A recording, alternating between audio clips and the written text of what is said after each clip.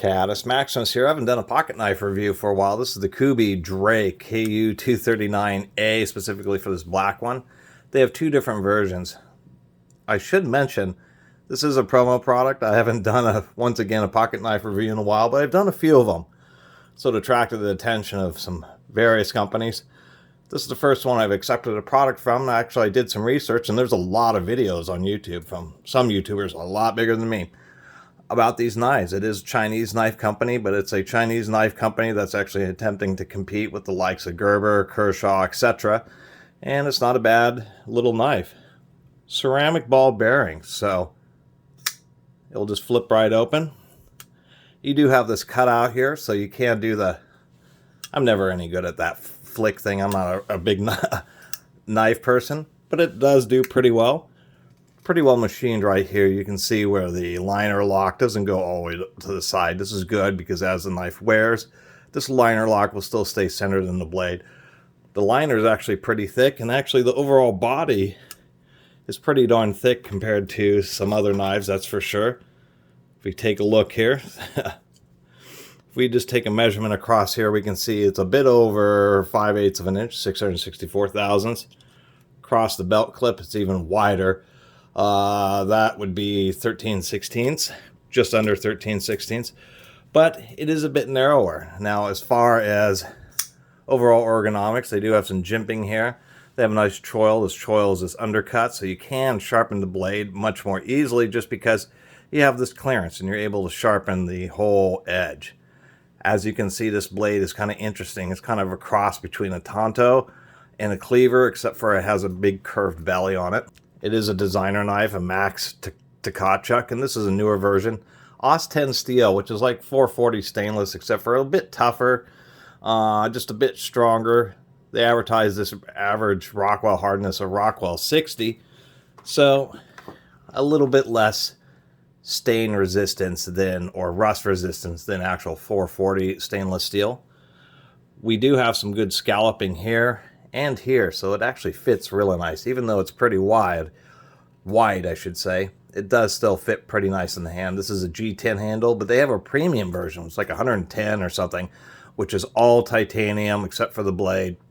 Carbon fiber handle. I don't mind this one. Stainless steel hinge pin, Os 10 blade, stainless steel liner, and this still has a billet titanium clip, which is a little bit interesting because they do internally screw it. You cannot swap sides or anything like that, but they do have a lanyard hold here. And I should give Kubey credit because it does have a reasonable, this is receipt paper, this is not 20-pound copy paper. And of course, this is the traditional test that you might do to see if a factory edge is even, worth its salt. It is something like this, and actually it is a worth its salt factory edge. I've gotten some Gerbers that wouldn't cut butter sometimes. As far as the box, just a simple box, desiccant gel. It actually came in a sealed bag, and then they have this little card in here too. If I can dig this out. And that's all it is, it's actually kind of a nice textured card. An edge above the rest.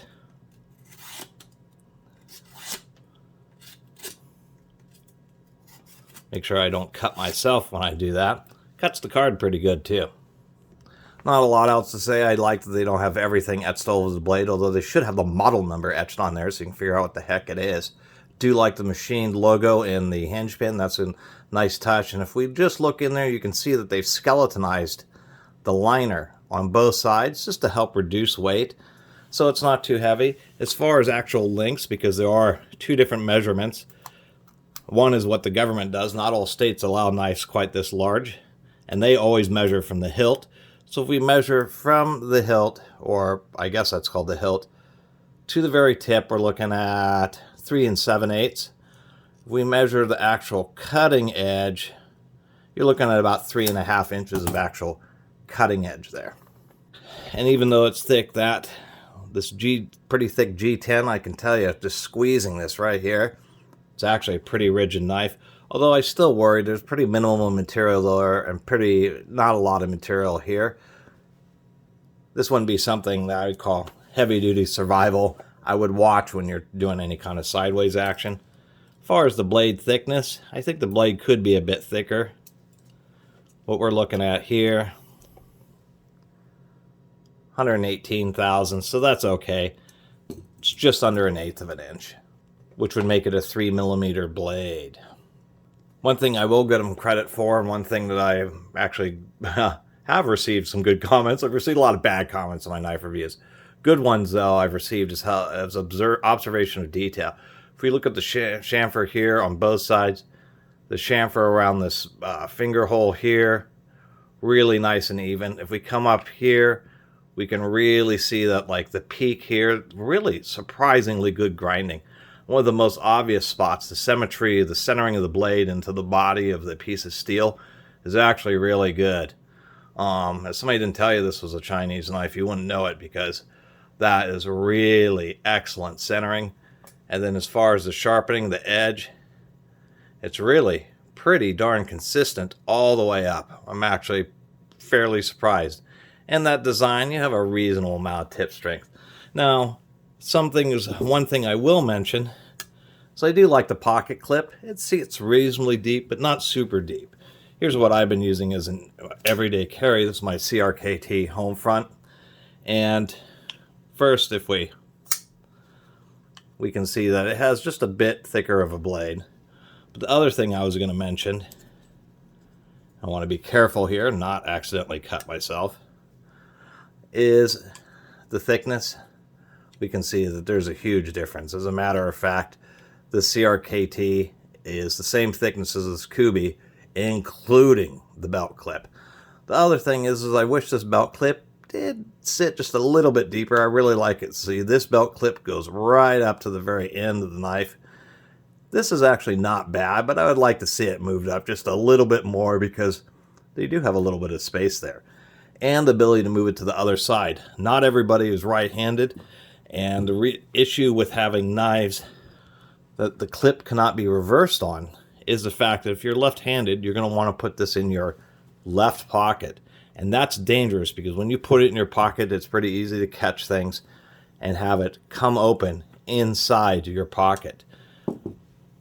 With right-handed, or I should stick with this, as it's right-handed currently, this is going to be sticking on the outside. So when you put it in your pocket, it's going to be in the back corner of your pocket. It's going to be holding the blade closed, so you don't have to worry about popping open, and the whole area of your pocket is going to be on this side, so you don't even have to worry about your fingers. That's actually a significant issue, and wish they would make it so you could swap the clip to the other side. Although the CRKT has the very same problem. The belt clip cannot be switched on sides. And it's a big oversight of a lot of knife manufacturers. They need to cater a little bit more to left-handed people. But that being said, it really is, I'm actually, surprised. It's not a bad knife for what they're charging for it. It's $70 retail, although you can find various sales on it. And there is a debate about using the ball bearings, primarily because they can get stressed and you can get some play in the blade, but we'll see how these hold up. They do advertise them as being ceramic.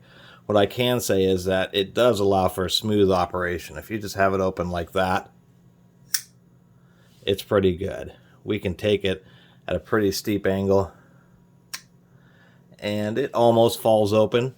Probably the last thing I should mention is you can see here the little detent on the liner. That is a ball bearing that's pressed into a hole in the steel. It isn't just a steel that's stamped up in a little bump.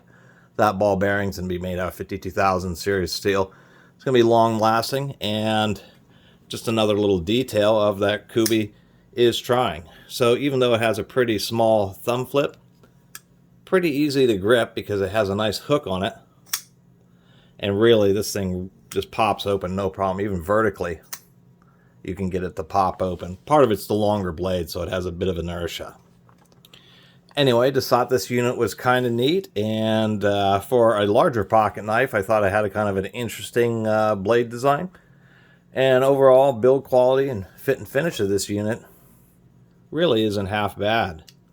It's good to at least see some more competition in the market, especially for decent knives that have decent grades of steel. And obviously pretty decent quality control. That's probably where a lot of the money that they're charging from is. It's a Chinese product, but they actually want it to be good, like all the machining and grinding on the blade.